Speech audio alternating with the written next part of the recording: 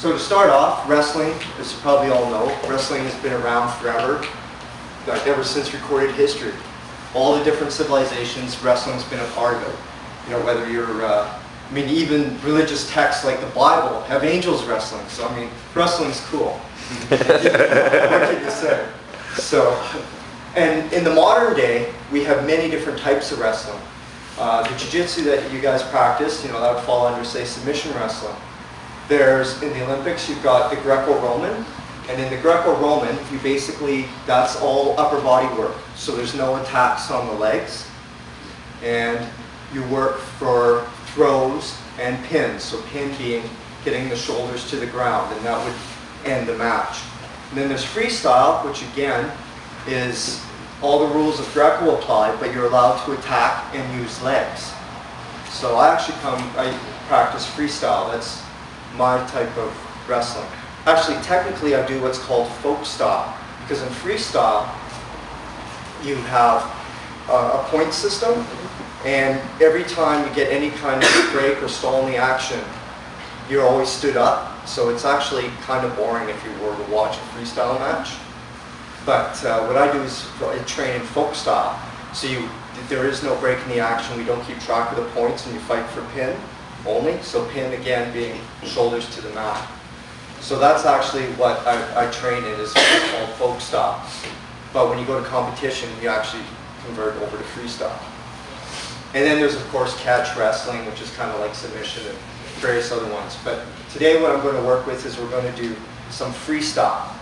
Okay, so I'm going to show freestyle moves. And to start with, the way to think of wrestling is to think in all the moves, what you want to think about is your grips, hips, and head. And when I say grips, there's many different types of grips in wrestling. And I'll go over them when we go into the clinch. I'll show the different types of grips. When it comes to your hips, hips is everything in wrestling.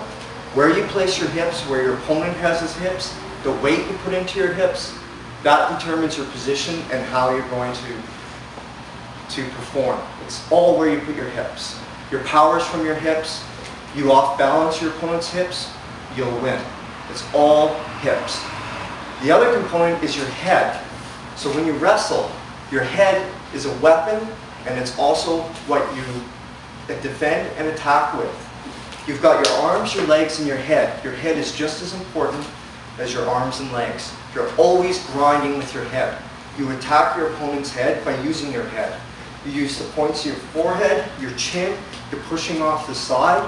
Every move you've got, your head is working just as hard as your legs and arms, if not more.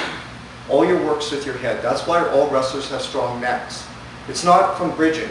Bridging's great, that makes you strong. No, it's from attacking.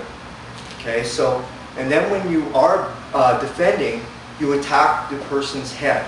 So however you move his head, that's going to protect you from a takedown, from being turned, whatever move. So the head is just as important. It's not the thinking, it's what you do with your head.